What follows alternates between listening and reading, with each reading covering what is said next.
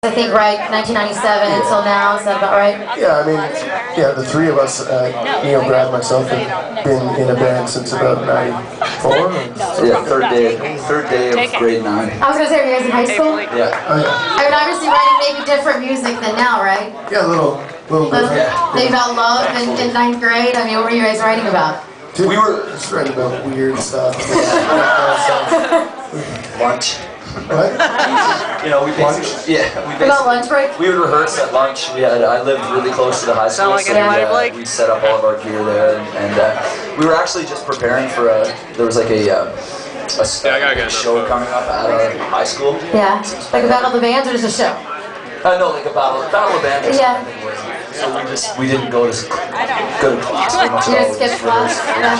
Well, I guess it turned out all right, huh? Yeah, paid off. What do you think? I mean, when did you guys feel as though, like, you felt that your urge was coming up, or like it was about that time? You know, I mean, you guys have been playing that long. Right, yeah, no, I think it was probably 97 when we moved out of the small town that we lived in, moved to Toronto. We started writing a lot of songs, and we just took it a little bit more serious early on, you know? So it was probably 1997 when we moved up to Toronto and tried to make it. Kind of felt like this is about that time. Yeah, we felt like we were actually getting a little bit professional and we could do it, you know, on a different level. And you guys have numerous hits. I don't even know how many at this point. But whenever you're writing your songs, I mean, you think about how someone in their car is going to be singing it, you know, or do you think about writing a hit? Do you know what I mean? Like that good chorus line, do you write it that way, or you just write it how you feel? No, I think we just write the music the way we feel. I mean, more so music than lyrics. Yeah, sometimes we're obviously like a song like Riot or a song off the new record like Good Life. They're a little bit more up tempo, and we can see, you know, we can see people freaking out to that song and stuff. But yeah, I think that's just really fun. Now, for your third record, going with Howard Benson, obviously you guys worked with him before. Was it different this time? Did you like go in and say, hey, we're going to change up this or do something different? Yeah, we had a few specific ideas that we wanted to do on this record. We went with Howard again because he understands that we're right on. We got another guy named Howard at the back. Who's a Howard fan back there?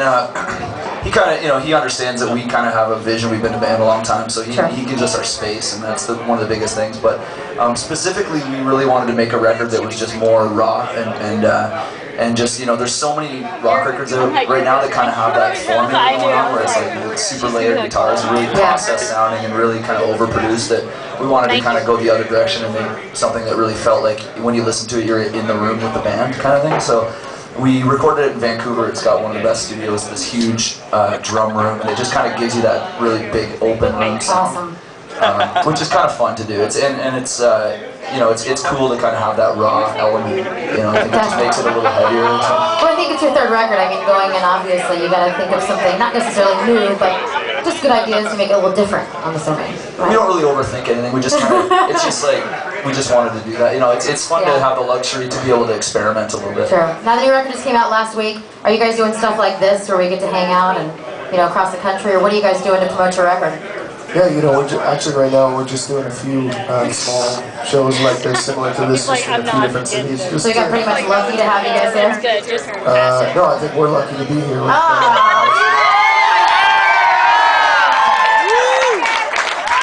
I got a question from the audience. Actually, it was 10 years old. A guy here, Chris, is out from Melbourne. He has a son. He didn't get to come. He was too young, so he had a question to ask you. I actually wrote it down on a little piece of paper.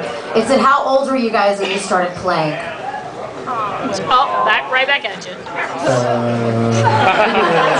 We were 14 or 15 like when we started playing music.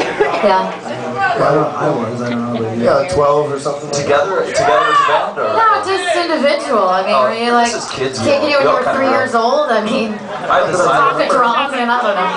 I had a xylophone when I was 3. So. You started early. That's good. Maybe the recorder? Yeah.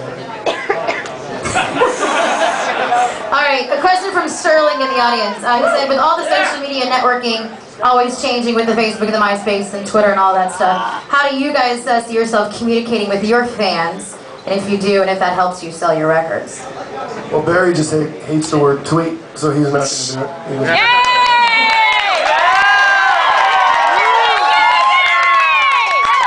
We're always on Facebook Facebook stuff, you know, just checking in with people, looking at comments and trying to get back to people. So Do you guys actually physically do it yourself?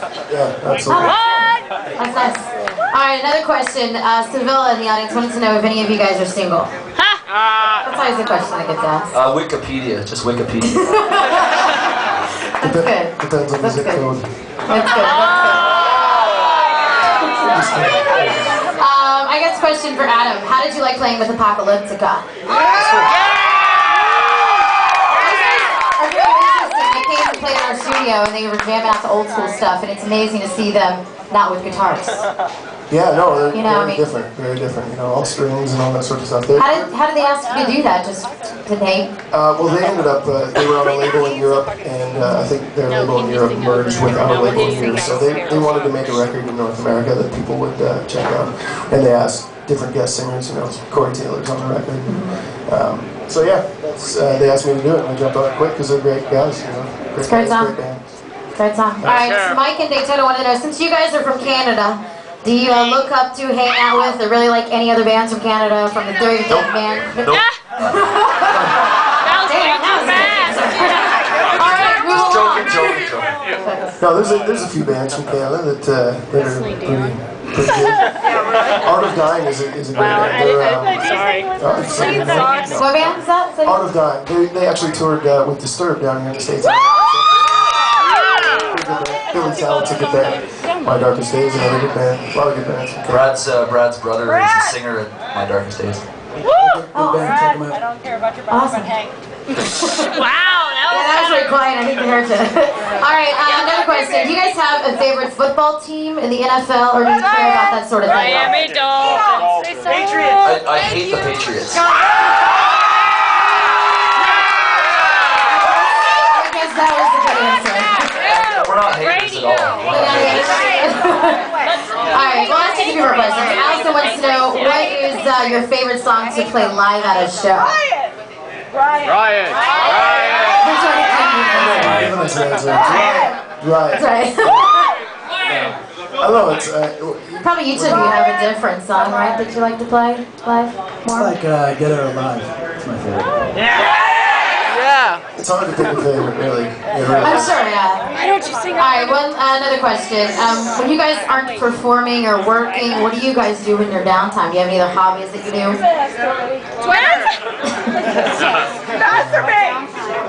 Do you have any downtime? That's probably Should we just mic up the crowd? They seem to have questions for you. What do we do? You tell me.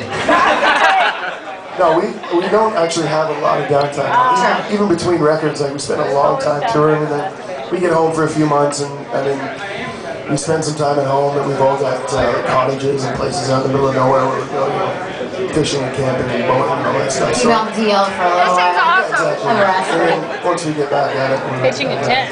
Very cool. Alright, so what do you guys have coming up soon? I mean, obviously a record, but you guys Yeah, want we to got a tour. record out, so that's no, we're gonna tour Canada for a couple months and then probably come back down south Jan, Feb, probably. So. Cool. Well, we appreciate you guys coming. Guys, 3 Days Grace. Make sure you guys go on by the record. If you have photos, make sure you send them to us tomorrow. Email them. We'll put them up on the web. You guys are awesome. Much You guys are appreciated. awesome.